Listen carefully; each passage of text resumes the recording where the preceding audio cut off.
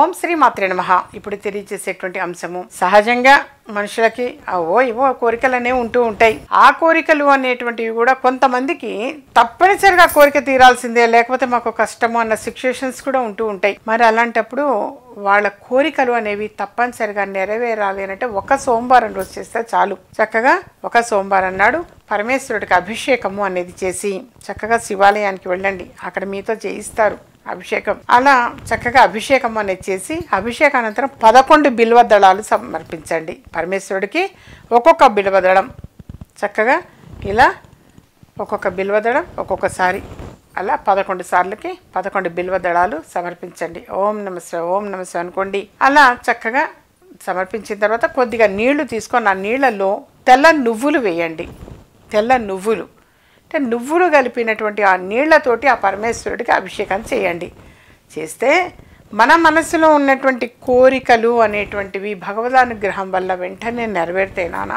పెద్ద మన కష్టతరమైన అంశం ఏం కాదు, ఇదేమి చాలా సునాయాసంగా చేయవచ్చు, చాలా ఈజీగా ఆచరించవచ్చు నాన్న. చక్కగా ఒక సోమవారం నాడు మాత్రం ఎవరికి ఎటువంటి కోరిక అనేటువంటిది ఉన్నా కోరిక నెరవేరడం కోసము. ఎందుకనంటే కొంతమందికి ఆర్థిక సమస్యలు కావచ్చు, ఆరోగ్య సమస్యలు కావచ్చు, అనారోగ్యంతో ఎక్కువ మంది సఫర్ అవుతూ ఉన్నారు నవేడేస్. అలాగే ఆర్థిక పరంగా ఎక్కువ మంది చికాకులు పడుతున్నారు, వాళ్ళ విషయం కావచ్చు. అపవాదుల పాలవుతుంటారు కొంతమంది, మంచికి పోయి చెడు ఎదురవుతుంది కొద్దిమందికి. మా దగ్గర జాతకాలకు వస్తుంటారు, బాధ అనిపిస్తుంటుంది వాళ్ళది. ఈ మధ్య వచ్చారు, ఒకడు 10 లక్షలు అడిగితే ఇచ్చాడట, వాపసు ఇవ్వమని అడిగినందుకు గొడవలు అవుతున్నాయట. తన అవసరార్థం నా డబ్బులు నాకు ఇవ్వమని అంటే ఎడమొహం పెడమొహం ఉన్నారట. దానివల్ల మనస్పర్ధలు వస్తుంటాయి, కుటుంబ కలహాలు. అంటే దగ్గర వాళ్ళకి బంధువులకు ఇస్తే కనుక ఇక చెప్పక్కర్లేదు, బంధుత్వము కట్టయిపోతుంది. డబ్బులు తిరిగి ఇవ్వకపోతే ఇంట్లో ఈ మూడు పిల్లలు కొట్టుకుంటుంటారు. వాస్తవం ఇది. ఎందుకంటే నెంబర్ ఆఫ్ పీపుల్ నాకు ఆ సమస్యతో వచ్చినటువంటి వాడు అంటే మంచికి పోయి చెడు ఎదురవ్వటము అని అంటారు దాన్ని. వీడి సమయానికి వాళ్ళకి ఇచ్చినప్పుడు అడిగించుకోకుండా వాళ్ళు వీడికి ఇవ్వడం ధర్మం. పోనీ లేట్ అయింది, నా దగ్గర అంత లేవు, ఇదిగో ప్రస్తుతం 2 లక్షలు, ప్రస్తుతం 3 లక్షలు, నేను అంత లేవు, మళ్ళీ ఉన్నప్పుడు నేను ఇస్తాను, అది మినిమం మర్యాద అది. అంతేగాని అస్సలే ఎగ్గొడతానంటే అల్లేలా కుదురుతుంది? మధ్యలో వీళ్ళేమైపోతారు? వాస్తవంగా ఉండి కూడా ఇవ్వట్లేదమ్మా అన్నారు టాపిక్. అక్కడ బాధ అనిపించింది. వాళ్ళ దగ్గర లేక ఇవ్వకపోవటం కాదమ్మా, ఉన్నాయి, వాళ్ళ ఇల్లు మీద ఇల్లు కట్టించుకుంటున్నారు, కొనుక్కుంటున్నారు, కారు మీద కార్లు కొనుక్కుంటున్నారు, మా కళ్ళ ముందే హైఫై తిరుగుతారు, మా డబ్బు మాకు ఏమంటే గొడవలు అవుతున్నాయి, ఇవ్వట్లేదు అని. అయ్యో, ఇలాంటివైతే నెంబర్ ఆఫ్ కేసెస్, అసలు చెప్పడానికి సమయం కూడా సరిపోదు. అంతమంది సమస్యలతో వచ్చినటువంటి వాళ్ళకి పరిహారాలు చెప్పాక అమ్మవారిదే వల్ల కొంచెంగా రికవర్ అవుతున్నాయి అని చెప్పేసి తెలియజేశారు. అంటే ఇవ్వాలి అన్న మనస్తత్వం అవతల వాడిలో ఉన్నది తిరిగి ఇవ్వాలి అనేది ఉంటే ఎలా ఇవ్వగలుగుతారు? వద్దు అని ఫిక్స్ అయిపోయిన వాడు ఇక దొంగ నిద్ర నటించినట్టు. వాస్తవంగా అలా చాలామంది వచ్చారు నాన్న.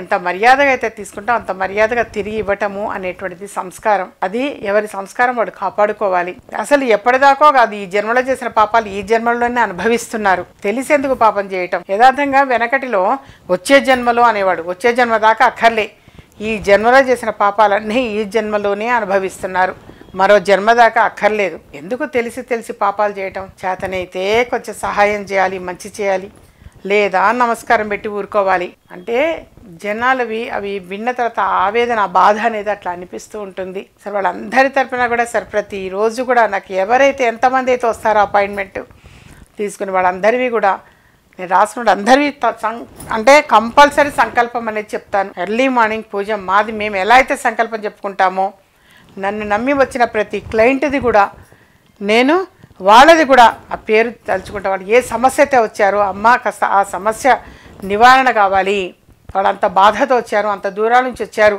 కడప నుంచి వస్తారు, నంద్యాల అట, కర్నూలు అట, అనంతపూర్ అంటారు, వైజాగ్ నుంచి, విజయనగరం, ఒరిస్సా నుంచి వచ్చారు మొన్న. అంటే మనుషుల యొక్క ఆ బాధ అనేటువంటిది అలా ఉంటుంది. సో నా వంతు ధర్మంగా నేను అమ్మవారిని వేడుకుంటాను, వాళ్ళందరికీ శుభం జరగాలి. మరి అంతమంది నన్ను నమ్ముకొని వచ్చారు కాబట్టి కనీసం వచ్చి కలిసినందుకు వాళ్ళకి కలిసి రావాలి, ఇక నుంచైనా వాళ్ళకి కలిసి రావాలి అని చెప్పేసి సంకల్పం చెప్పుకుంటాను నాన్న. అంటే అమ్మగారి దగ్గరికి వెళితే కలిసి వస్తుంది అని చెప్పేసి ఎక్కువ మంది తెలియజేస్తూ ఉన్నారు. దానికి గల కారణం ఏమిటి అనేది తెలియజేస్తున్నాను. ప్రతి ఒక్క వ్యక్తిది కూడా ఆ సంకల్పం అనేటువంటిది నేను తెలియజేస్తాను.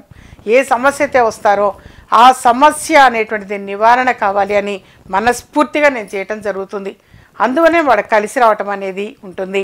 సో ఎప్పుడైనా సరే నాన్న ఒక నమ్మకం అంతే, ఏదైనా మనం నమ్మి ఆచరించాలి. చెప్పిన పరిహారం తప్పనిసరిగా అలా చేయండి చాలు. శివుడికి అభిషేకం చేసి చక్కగా 11 బిల్వదళాలు పెట్టి కొంచెం నీళ్ళల్లో నువ్వులు వేసి ఆ నువ్వులు కలిపినటువంటి ఆ నీళ్ళతో పరమేశ్వరుడికి అభిషేకం అనేటువంటిది చేస్తే డెఫినెట్గా సక్సెస్ అవుతారు. ఎప్పుడు చేయాలి? ఎప్పుడన్నా ఒక సోమవారం చేయండి చాలు. మా ఛానల్ సబ్స్క్రైబ్ చేసుకోండి, షేర్ చేయండి. ఇలాంటి మరిన్ని ఇంట్రెస్టింగ్ వీడియోస్ చూడాలనుకుంటే మా ఛానల్ని సబ్స్క్రైబ్ చేసుకోండి. పక్కన కనిపిస్తున్న ఈ గంట సింబల్ని ప్రెస్ చేయండి.